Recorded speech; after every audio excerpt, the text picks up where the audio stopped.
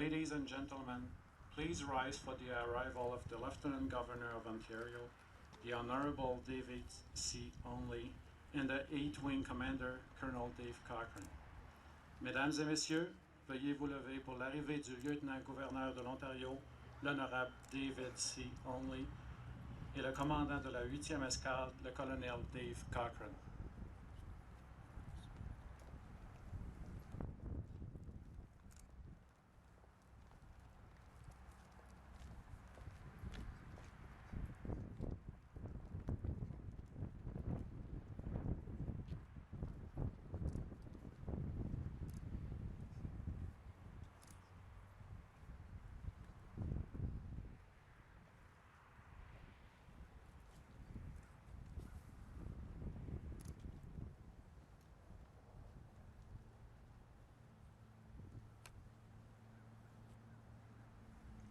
Ladies and gentlemen, please be seated.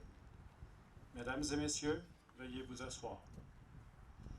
On behalf of 8th Wing, CFB Trenton, and 437 Squadron, I would like to thank everyone for joining us to celebrate the life of our dear friend and squadron mate, Corporal Marie-France Comeau. Au nom de la 8e escadre, base des forces canadiennes de Trenton et du 437e escadron, je voudrais vous remercier pour votre présence à cette cérémonie célébrant la vie de notre ami et camarade Caporal Marie-France Comeau. At this time, I invite Colonel Dave Cochran, Commander of 8th Wing, CFB Trenton, to say a few words.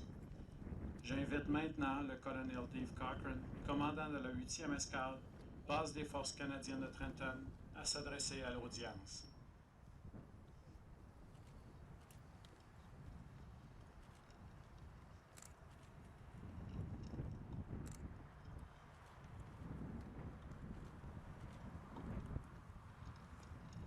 Your Honor, Mayor Williams, ladies and gentlemen, good morning, bonjour. On behalf of all the men and women of 8th Wing CFB Trenton, welcome and thank you for joining us as we remember and celebrate the life of Corporal Marie-France Comeau. De la part de tous les membres de la 8e escadre, base des forces canadiennes Trenton, je vous souhaite la bienvenue et je vous remercie d'être parmi nous aujourd'hui lors de ce service anniversaire pour rendre hommage au Caporal Marie-France Comeau. 1 year ago, we received the tragic news that our beloved friend and co-worker, Corporal Comeau, had passed away. While none of us could predict the series of events that would follow, we grieved collectively. Il y a déjà un an que la 8e escadre recevait la nouvelle tragique que notre ami et collègue Caporal Comeau était décédé. Personne n'aurait pu prédire la série d'événements qui suivrait, mais ensemble, nous nous recueillons.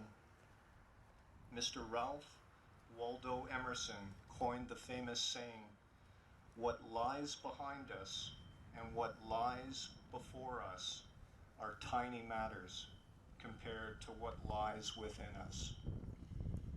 It takes individuals and a collectivity to effectively overcome adversity. We gather here today in great numbers to honor resolve, bravery, and family. Through her individual determination and perseverance, and with the support of her family, friends, and peers, Corporal Comeau achieved great things. Professionally, she provided critical support to numerous 437 Squadron, Air Force, and Canadian Forces operations. She served as an example to her peers, and those who worked alongside her praised her caring, easygoing personality and unwavering commitment to duty.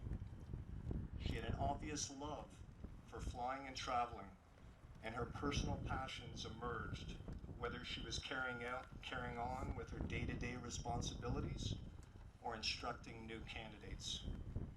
Many admired her unique style of leadership. Personally, Mary France was universally described as brave, amiable, and charismatic. She had a healthy zest for life, and in everything she did, aimed to maximize every experience. She was fun-loving and kept her friends and co-workers on their toes with her mischievous ways. Her infectious smile made a positive impression on anyone who had the privilege of making her acquaintance. One simply has to look at the tremendous outpouring of support that has come out today for this occasion to see proof of this impact. The Ad Astra stone, tree, and bench to be presented in the National Air Force Museum Air Park in her name was purchased largely in partnership with 437 Squadron and donations from Mary France's Brighton's neighbors as well as the local community. A true mark of the community support that continues to be critical to our collective healing process. I would like to personally thank the men and women of 437 Squadron and Ms. Danette Anthony of Brighton for her tremendous initiative in canvassing their neighborhood and being such an important part of honoring the life of Corporal Mary France Comeau. As we gather together today, we find support within ourselves, amongst one another, and from within our communities. But we continue to remain mindful of the importance of remembering the lives of two tremendously courageous women, Corporal Mary France Comeau and Jessica Lloyd. May the peace which comes from the memories of love shared comfort us now and in the days ahead. Ladies and gentlemen, mesdames et messieurs, at this time, I invite the Lieutenant Governor of Ontario, the Honorable David C. Onley, to offer remarks. Your Honor.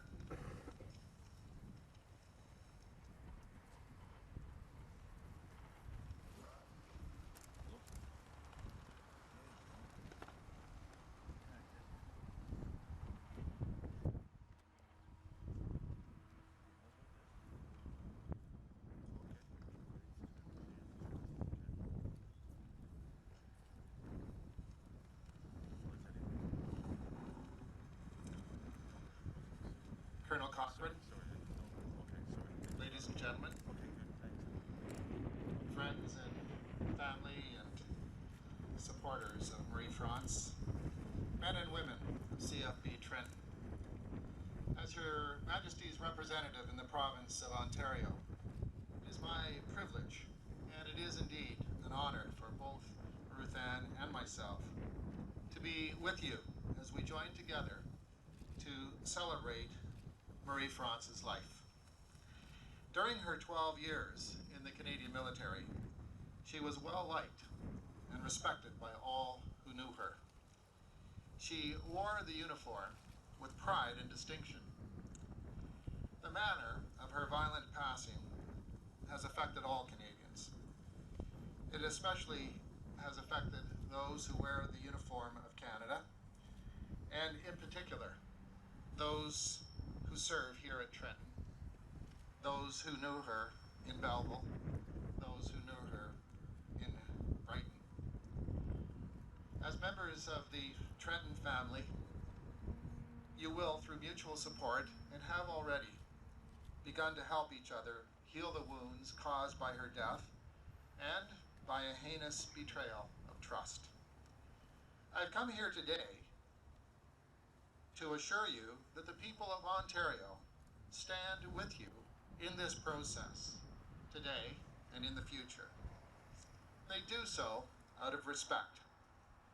They know that the individual good of one person like Marie France and the collective good of the tens of thousands who wear the uniform of Canada can never, ever be tarnished by a criminal act. Marie France will live on in the memories of her family and friends and will remain in the the thoughts and the prayers of all of us. In the name of the Queen, I offer you my sincere condolences and my support today and continuing forward into the future as we journey together through this difficult time. Thank you.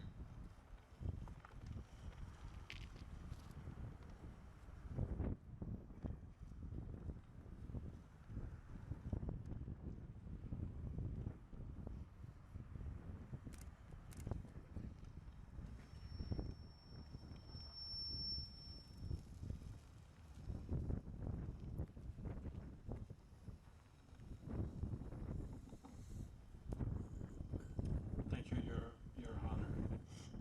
I invite now Lieutenant Colonel Andrew Cook, 437 Squadron Commanding Officer, to address the audience. J'invite maintenant le lieutenant-colonel Andrew Cook, commandant du 437e Escadron, à s'adresser à l'audience.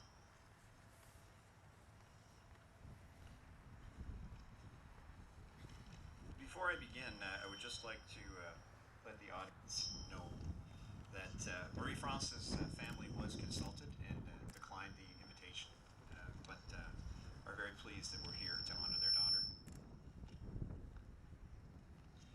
Bonjour et bienvenue. J'aimerais premièrement vous remercier au nom des membres du 437e Escadron et mon nom pour votre présence et votre participation à cet événement commémorant la vie de notre amie et camarade Marie-France. Cette cérémonie fait partie du dur processus de guérison que nous devons tous traverser.